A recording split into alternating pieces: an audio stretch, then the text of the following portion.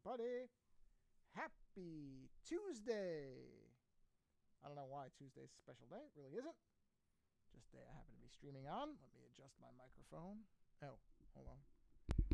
Testing, 1, 2. There we go. Didn't have my settings correct. Sorry about that. I know sometimes changing the setting thing kind of makes a irritating sound, so if it did, I apologize.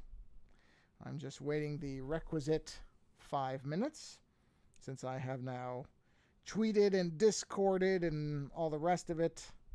I don't use Instagram anymore, so I have not insted. Insted? Is that what the youngsters say now? Insted? So I'm just giving people time to get here. Yeah. And I'm just looking through, making sure I posted everywhere I should have. I believe that I have. Yeah. You know what I like? Here's a thing that I like. Standards manuals. I really like those. And if you don't know what a standards manual... In fact, I'm going to, as we have about 3 minutes or so, let's see if there's any that I could buy that I don't have. I've always liked the idea of these, but then a few years ago, standards manual, I already have everything I believe they sell. I'm pretty sure I do.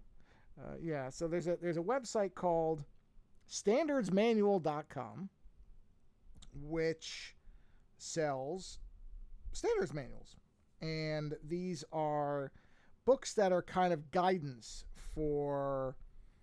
if people are posting public things or whatever, it's, okay, here's the colors we use, and okay, here's the font we use, and that type of thing. And let's see, I have the best one that I've got so far, and I have to look, because, you can get the originals for thousands and thousands of dollars. Obviously, I'm not going to do that. I don't have that kind of money, and generally, they're not in the best shape anyway. So, I understand why some people value those. I'm not necessarily one of those type of collectors. I'm fine. There are certain things that there is a value in having the original for. That is... Oh, you know what? I just realized is... Hold on a minute. I didn't have my... Yeah, that's... I knew something looked weird about my screen. Now I know what it was, which is I didn't have the... I didn't have it... what do you call it? Spanned to my screen correctly. So I'm sitting there going, why does this look funny to me? That would be why. It's because it was not properly sized. That's interesting. That doesn't resize. Whatever. It shouldn't matter. So, whatever. So, anyway, the one that I really like is... Or there's two that I really like. Two. One is the New York City Transit Authority Graphic Standards Manual, which I think is one of the most beautiful volumes I've ever seen. Just magnificent. And then, the one I like second best is the 1975... National Aeronautics and Space Administration, or NASA, Graphic Standards Manual, which is from when they had changed to the what they call the worm font, which I think is NASA's best font. I love the worm font, where it's very 80s, so it definitely has obviously it's 70s, 1975, but it's got a very dated look to it. I love it. I think that is their best font. And so that book goes through and shows you... Again, colors, how they wanted certain things laid out. It has that font. It has their beautiful red and grays and whites that they used. It has how the actual font is to be used on the space shuttle, which I love the space shuttle. It has logos and stuff like that. So between the New York City subway manual and the NASA manual, those are fantastic. I do have the 77 EPA one as well. That's not as exciting, I have to admit. It's a little bit duller, but I still like it. I did get I'm scrolling through this website, so I got the New York City Transit Authority Objects book. That is photographs of things from the subway's history. That's probably more of an appeal to me as a New Yorker than it is to most people, but it's pretty neat. There's some nice iconography in there, that type of thing. So, I don't know of a lot of other places that do this. I backed originally... there's the New York City subway map debate. I have to look at that one. I'm not sure if that's really for me. But anyway, standards manuals are great. You can find scans of them around online. It's tough to actually find good books of them. That's why I backed the one for the one on standards manual. Okay, 5 minutes. Let's... Oh, well, not that it matters, you saw it, but I'm going to roll my opening credits, say this is how well I should just rearrange this so it's sort of logical how you bounce from one to the other. Anyway, I haven't even looked at these other two. I don't even know what these other two things are. It doesn't matter. So yeah, standards manuals. I love them. I love them. I love standards manuals where you can see how they came up with stuff and what proper usage is. Like the Subway one, that one has exact measurements on how you're supposed to. Why isn't the thing counting down? Why didn't it? Did it count down? Did I miss it? Did I literally miss the countdown? I probably did, didn't I? Hold on. Boy, I'm really... No, it's not counting down. That's interesting. Huh.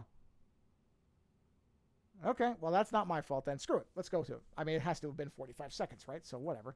Okay, let's make sure. So you can see this, right? You should be able to. It's showing up on my screen. Yes, okay. Anyway, standards manuals. Beautiful, beautiful, beautiful. Okay, by the way, here's another aside. I found a drawing on my iPad today that I don't remember doing. I mean, I could tell I did it. It's not like somebody borrowed my iPad and, stealth drew on it. But I found this skull that I did. I remember thinking about doing a skull. Yeah, this. I remember wanting to do this drawing. I don't remember doing it. But that'll probably be a future stream because I can actually do a lot with that just from the base level because this is just a very superficial drawing of a skull. I sort of remember I wanted to draw a skull with its mouth open for something, but I couldn't even tell you what it was for. Couldn't even tell you. Don't remember. Anyway, it doesn't really matter. Let's get back to the eyeball blob because that's kind of where we're at. So, okay.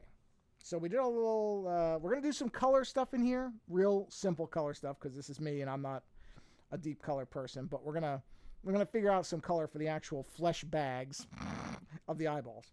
But let's go ahead and color right. Let's color all our eyeballs in. Because it's kind of weird that we only got 3 colored in. I'm not too much of a fan of that. So let's find our color layer. Here it is.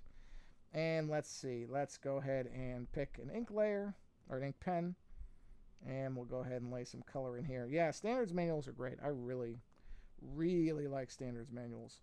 Because I do actually, as we've talked about many times in our show, Leno and I both have this value for not necessarily a lot of restraint, but there is an importance with boundary or boundaries in creativity. Unrestricted, completely unrestricted freedom is not generally good. Well, I don't think it's generally good for a lot of things, but let's just stick to this in creativity. I don't think completely having no one say, maybe that's not a great idea, is not always the best way to create something. If you want an example of how, see George Lucas and others. You shouldn't just narrow it to George Lucas. There was somebody else recently who did that. Actually, I would say that Kevin Smith is kind of a victim of this too. Although on a much different scale, because I don't think it's really even fair to compare Kevin Smith and George Lucas. There's quite a gulf between those two creative individuals.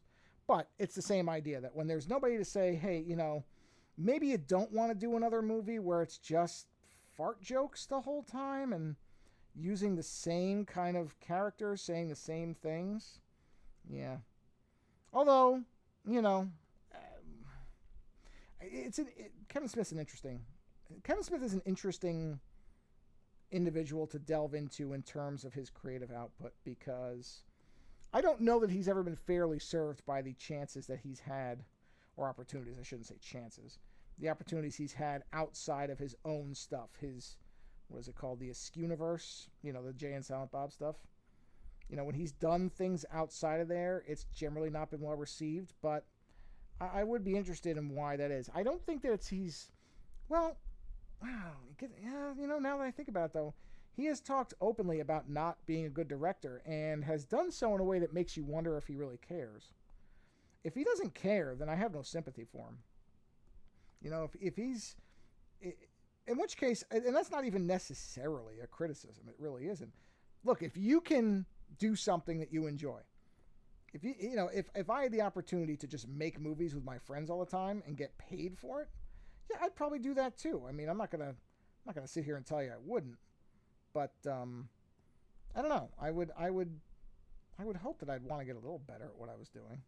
That's one of the things I always say about Len Kabasinski is. One of his central things is that he doesn't want to just do the same movies over and over. And that's very clear because if you go back and watch his earlier movies, you can see that he has increased not only in his ability, but that increase in ability and that quest to keep improving has led to more money, which has led to better looking movies, which has led to more money and better looking movies and better people in them. And it just goes on and on and on. And he works with the same people. So he is a kind of a comparable thing to Kevin Smith. The difference with Len is that he didn't have a viral runaway hit that netted him the ability to just make... And, there's an interesting question in there, which is, had he had that kind of out of nowhere success, it's an interesting thing to contemplate if somebody who got massively successful overnight and then kind of did nothing with it. And there's many examples of that through all forms of entertainment. One-hit wonders exist in many different ways.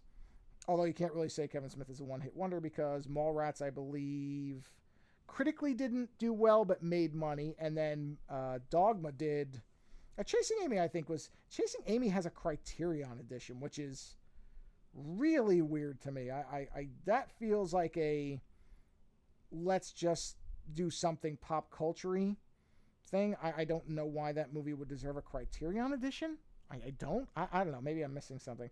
Chasing Amy was an okay movie. I don't dislike it, but I never really thought it was all that good. I mean, I remember when it came out, it was a big deal, but it felt like it was a big deal because of who was in it, as opposed to it actually being that.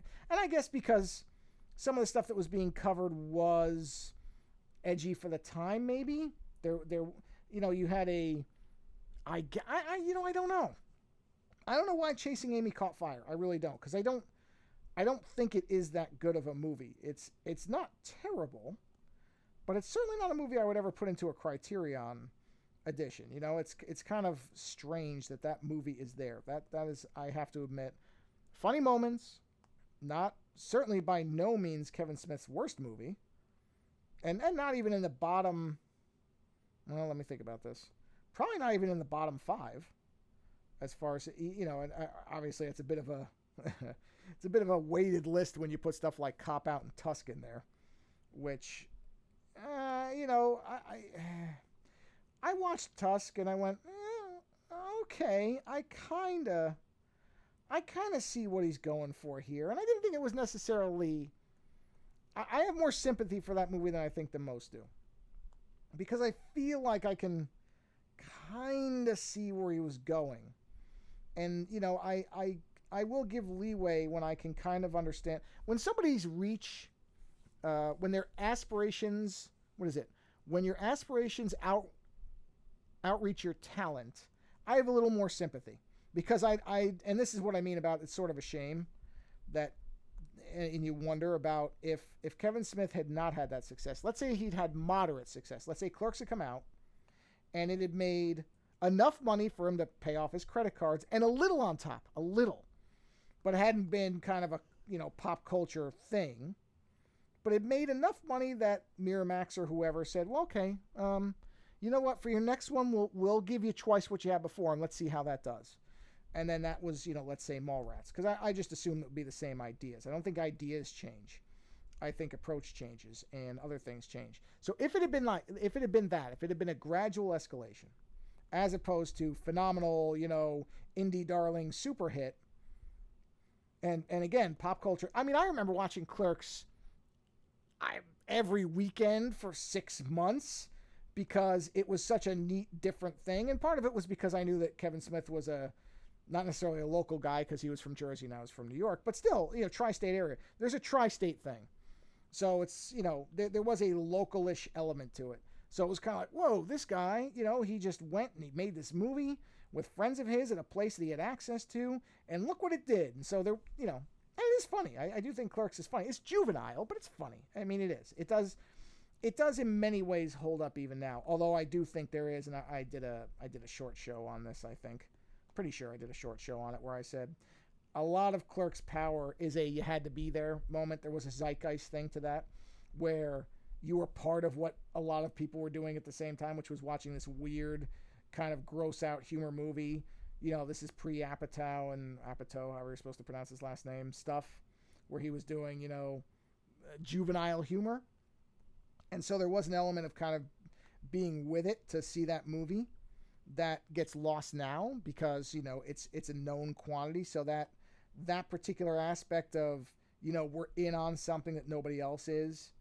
And, you know, and then, well, now it was a more benign version of what unfortunately happens a lot now, which is, you know, I knew this thing was neat before you did, so I don't like that you like it. At that time, we didn't have, well, okay, as if I'm the representative for an entire generation. But I don't remember that jealousy element to stuff that was successful in smaller pop culture circles. I'm not going to say it was completely absent. I'm sure it wasn't. I'm sure there were, the term they use now is gatekeepers or gatekeeping. I'm sure those people were around, but I didn't feel like that was something. I wanted more people to see what I thought was awesome, not, oh, well, now that everybody thinks it's awesome, it sucks. I never had that mentality. I sort of have grown into distrusting what is popular with a lot of people now, and that's mostly because I think we've really kind of devolved in what or something or bad. And I say that and that sounds miserably pretentious, and it is. So that's why I also try to fight against that instinct. But what the larger point is, at that age, when did Clerks come out? I don't remember. Let me see. Hold on a minute.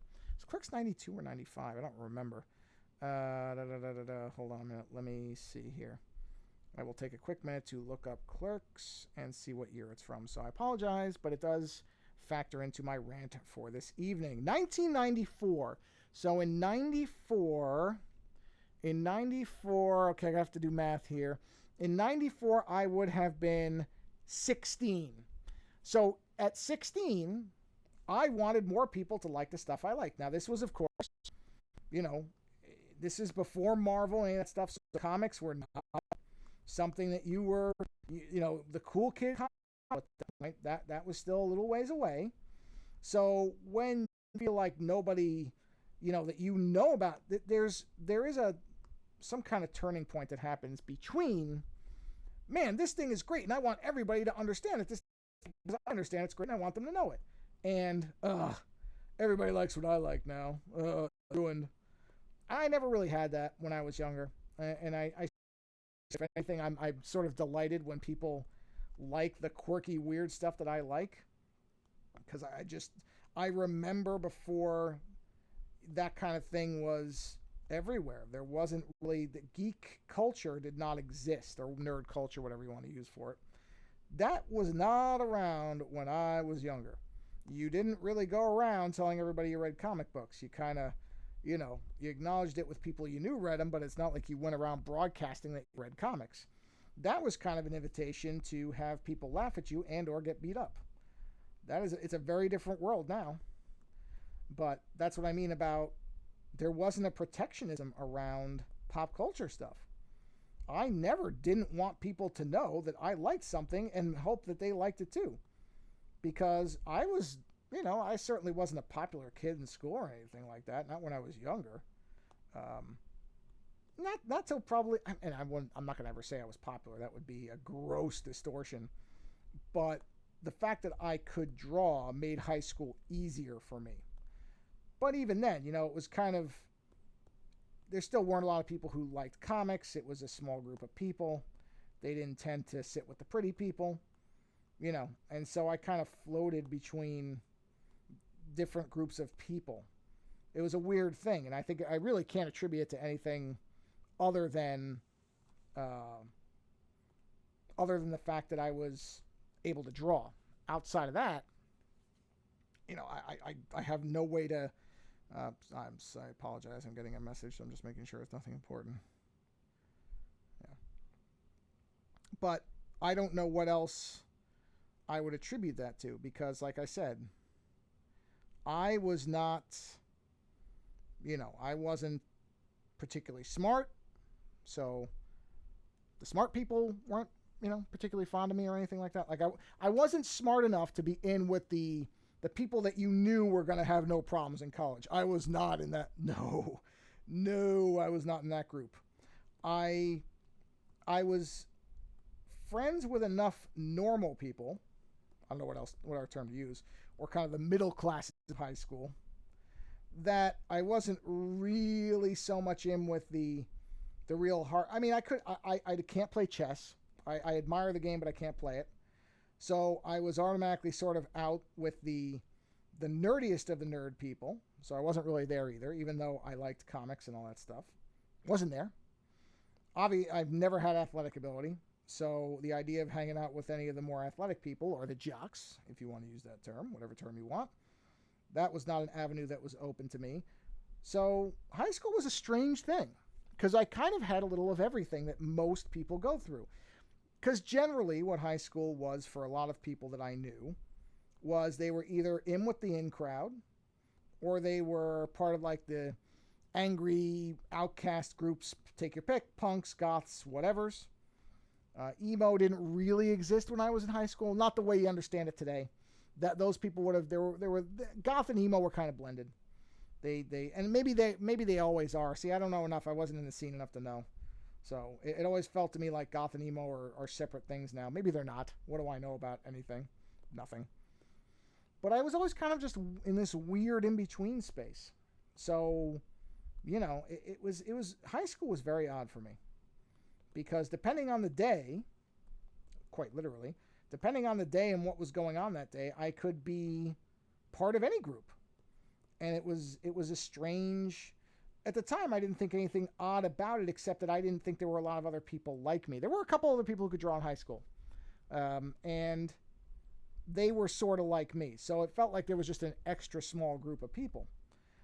But, years later, understanding how high school dynamics worked for most people, I quickly figured out, oh, wow, I was kind of in this weird bubble area where I was neither popular nor unpopular. Almost like a middle class type group in high school, which is just strange. Where was I going with this? Oh, because Clerks. So I was always excited when anybody liked stuff that I liked, because my interests were certainly very strange, and because there was no one group like that I felt like, okay, our eyeball colors are done. Since there was no one group that I really felt like I was in with, I was delighted when anybody liked something I liked. So, all right. So we got our eyeball color. Let's go ahead and create a white background layer. And we're going to do that for the eye, the actual eye, the eye, what do you call this? The whites of the eyes, I guess. Now, they may not remain white, but for now, let's go and just to make this a little easier to see, let's knock this down. There we go. Yeah, where the hell was I going with this? So the Kevin Smith thing. So I wonder about people like Kevin Smith. If his journey to where he ended up in terms of being able to make movies now, if that had been a longer journey, not necessarily a hard one. I don't like the idea that people have to suffer for their art, or that you have to go through tough things. I've never agreed with this idea that you have to suffer to be, suffering builds anything, or hard work, whatever it is, what. But at the same time, I do think I think extremes of either side are not good. So while I don't think that you should literally have to suffer for your art necessarily, I mean, there's some people who want to, fine, go ahead. I'm not telling you not to do it however it works for you. If that's the only way that works for you, then do your art how you got to do it. But at the same time, I also think there's a downside if it's too easy. I mean, don't get me wrong, it's nice to have natural talent, but I think if you rocket straight to the top, then you do have that risk where, okay, there's no improvement to be aimed for. So certainly, don't get me wrong, it's comfortable to be there. If you are a phenom, I'm sure it's very gratifying in a lot of ways. But I don't know that it benefits you in the sense of growth.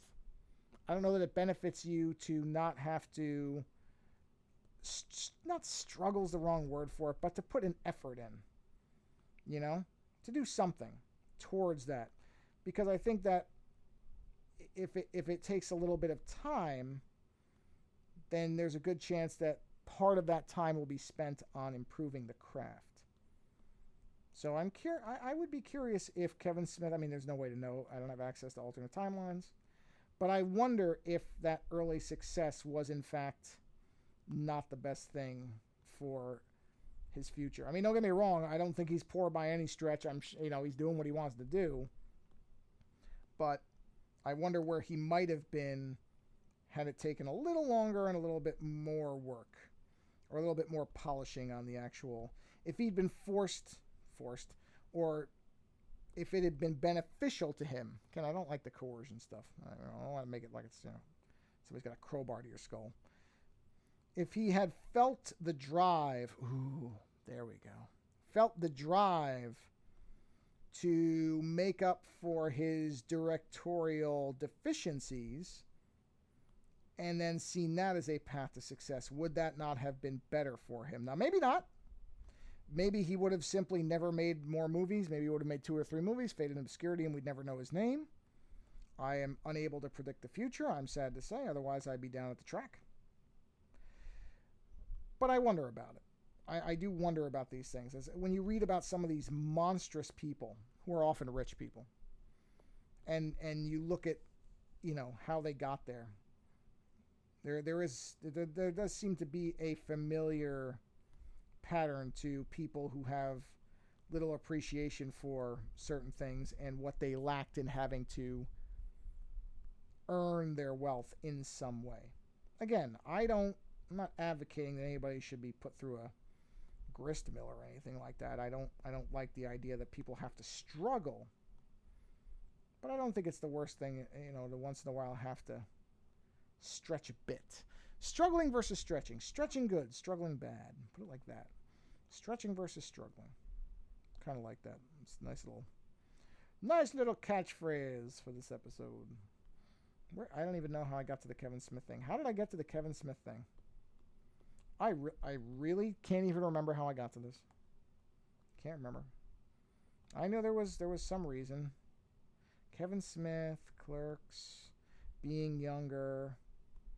Don't remember. Sorry.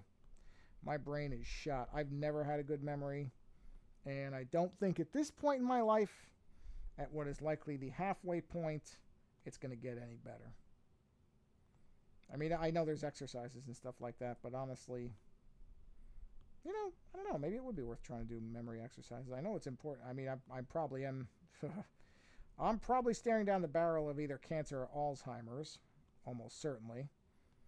Of the two, boy, there's a choice I don't want to make, so I'm stopping that sentence right there. But at least I know there are. I do believe that brain exercises have been found to help stave off, if not Alzheimer's itself, the severity, I think, can be impacted. I should ask my friend Tyler Kochjohn, because he did a lot of work studying Alzheimer's and stuff like that. So he probably would have a more current answer, because I know he keeps on top of that stuff. I should ask him if brain games do in fact benefit Alzheimer's, or if that's one of these kind of pop culture myths, of which there are so many.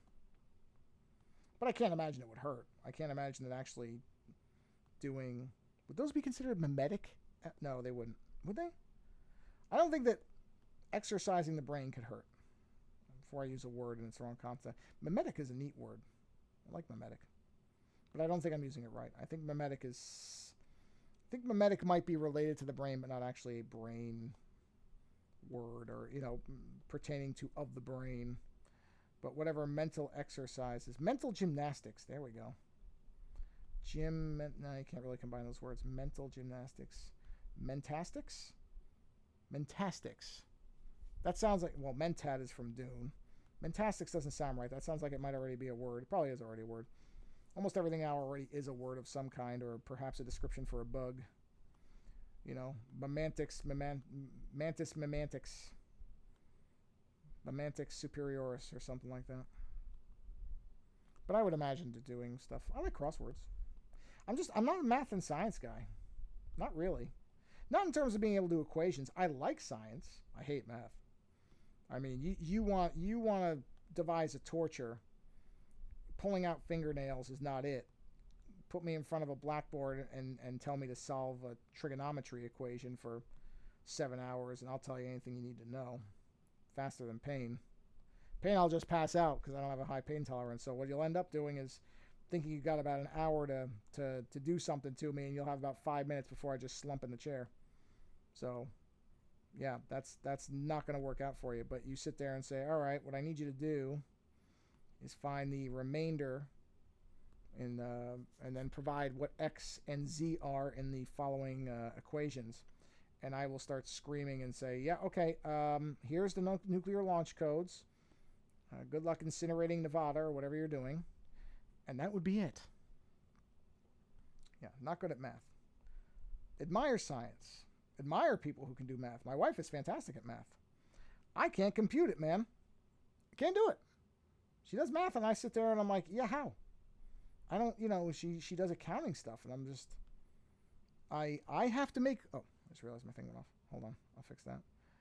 I have to do math, honestly, I have to round up numbers to like zeros. So if you want me to add, I don't know, 98 and 72 and 53, I have to make it 55 and 70 and 100. And then I can do it and I can subtract whatever I rounded up by. But to do that in my head, those three numbers, would take a lot of brain cycles. Would do to my brain what apparently doing this stream does to the processor on my MacBook. Haha. Tied in a self-deprecating observation along with a complaint, all in one. Not something most people can do as smoothly as that. So yeah, math, science I like space. I like the stuff in science. I'm always marveled by science facts. But if you were to sit there and, periodic table, yeah, even 5 minutes after you tell me that, I'm going to forget half of it. It's just my brain doesn't work that way. I mean, I'm sure there's a way for me to learn it. I have no doubt there is some, I probably a non-standard teaching method or something. I don't think I have any kind of learning disability, but I certainly don't do well at testing and sitting there and listening to a lecture.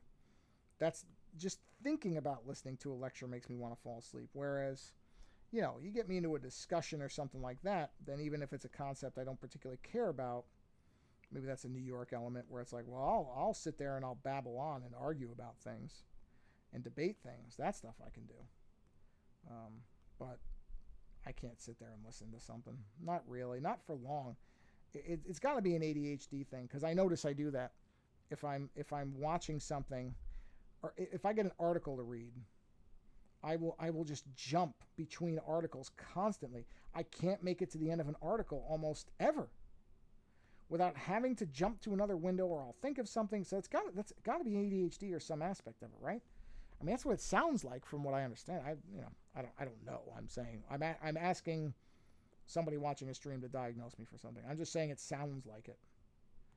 And even the way I approach drawings, where I just jump around and stuff, this all feels like the hallmarks of what I've generally understood ADHD to involve, not be in its entirety, but involve aspects of the inability to maintain focus on things. That's the way it is. For most things, not everything, but for maybe it's stuff that I don't. No, it can't be that, because I read articles I'm interested in, because I know about that thing where people are, they just won't pay attention to something if they don't care about it. But I don't think it's that simple, because it'll happen on something that I clicked on to read. Well, why would I have clicked on it if I didn't want to, if I don't care about it, I wouldn't have clicked on it, you know what I mean? So I don't think it's that simple with me. There may be an aspect of that to it, or maybe my attention just fades too quick. I really don't know. I'm going to turn off the reds, just so I can do this in a uniform white. The red will come back, don't worry. Yeah, so I don't know. Again, that when I was in school, they weren't really testing. They weren't testing people. Actually, I mean, I don't know if they do this now, but it feels like from people I've talked to who are parents that there is more of a paying attention for potential learning issues thing than there was when I was in school. When I was in school, you had to have essentially dyslexia. Oh, my thing just shut off again. Sorry. Hold on a minute. Dyslexia in the form of, like, you were reversing numbers and stuff. You know what I mean? That is how you would be, it would get caught, is when you could not literally read what was in front of you because the letters or the concepts were reversing, and that was if they realized it. I mean, I know a lot of kids, well, I mean, they weren't kids, they were, students in classes I was in. I know a lot of them who went a long ways before anybody noticed what was going on, because it was very easy to hide it. Because not every class I was in had a small amount of students. Well, when one teacher trying to manage a classroom full of students, it is going to be easy to miss certain things if it's not terribly obvious. And, when a child is struggling, very few children are going to be upfront about that. They'll try to cover. Geez, I did that. I did not with learning disability type stuff, but I remember, I think it was in 5th or 6th grade at one point, there was a letter sent home to my parents that I had missed 52 assignments or something, like some gross number of them. And I remember my mother being astonished at, how could you miss that many assignments? We've seen you doing stuff. And it's like, well, you saw me doing stuff, but you weren't actually checking my work. And, in class, it was very easy to kind of figure out which teachers could be manipulated, not manipulated, but which ones didn't have the time to sit there reprimanding you for 15 minutes because they had to get the material out for a test or whatever. And so you could dance around those teachers real easy. You just kept kind of, okay, hold on, let me think. And eventually they'd be like, okay, we have to move on. And that was your way out. That was the evasion technique, is, war of attrition. With a teacher who's got more crap to deal with than certainly you're worth. And I say that meaning, idiot student like me who, screwed around. They're going to move on. I'm not going to waste the time. Because they know that eventually the letter about the 52 assignments will get sent home, and then the parents will take care of it. And if the parents don't, teachers can't replace them. So, if the parent doesn't want to be involved and is okay with that happening, then what's the teacher going to do? Grind everything to a halt? I mean, there are exceptional teachers, I know that. But at the same time, I couldn't blame teachers for letting me slide on stuff like that, because there's stuff they got to deal with. They're going to stop. If they had to stop for because I certainly was not the only jerk student, I know that. Because, we hung around with each other too. I'm not going to expect a teacher to grind everything to a halt because I'm being stupid. So I don't blame any of those people. And I had great teachers too. But I really don't blame the ones who didn't do that, because honestly, they had enough stuff to deal with. And I really can't criticize too harshly for not wanting to have to deal with me. All right, let's see. Where are we at here? Okay. Well, let's go ahead and let's pick a internal eyeball color. So this is going to be for these inner folds here. I'm not going to do too much of this because I'm actually tired for some reason today. I really don't know why. But let's think about what we want this color to be. We want it to be something kind of, I don't know. I think something like that, maybe. Some weird color like this. And we can always modify this, but let's start with, wow, that is a very bright color. Actually, I can restore the white background. Plus my voice seems to be going a little bit because, probably because it's been hot lately. I mean, I've been drinking water, but still. I don't think this is going to stay the color, but this will be a placeholder color. So we actually can, on the next stream, kind of dive into some color decisions here. We'll keep this for now just because it's something that's very contrasty to what, the white eyeball, so it's very easy to see it. And then we can mess around. I'll look at maybe some images of, I don't know, I'm kind of thinking, like undersea creatures or something like that. See if there's a nice color in there, like a shell color or, mussel color or something like that might be useful. We'll see. But that's what we're going to do. And then the exterior will be some other kind of color. That'll be, might go more like a yellow-orange or something like that for the actual, what I'll call skin color, this stuff out here. But we'll see. And we'll do some shading work in there. We're going to kind of mess around with that a little bit. But I think we'll just leave it here for now. We now have, we're making progress here. This thing is, it's forming. So we are getting there. And then I think after this, I'll probably do that skull. Because that'll be a fun one, because I'll just kind of wing that one. Because I don't even know what I used as a reference photo for. I can't even remember doing it. So that one, I think we'll just do that one purely off the cuff. I mean, I've got the basic shading. I think I'll keep it kind of a grayscale monotone thing. And we'll do the skull thing too. Because I don't even remember drawing that thing. Again, that's not really necessarily uncommon for me. But it's bizarre that I don't remember. I remember wanting to draw it. It's just odd. But, yeah, anyway. So, eyeballs will continue next time. And then we'll move on to the skull. And unless something else more interesting comes up. Other than that, thank you for joining me on this Tuesday evening. Or if you watch it later on YouTube, thank you for watching it later. And, yeah, I think that's all I've got for tonight.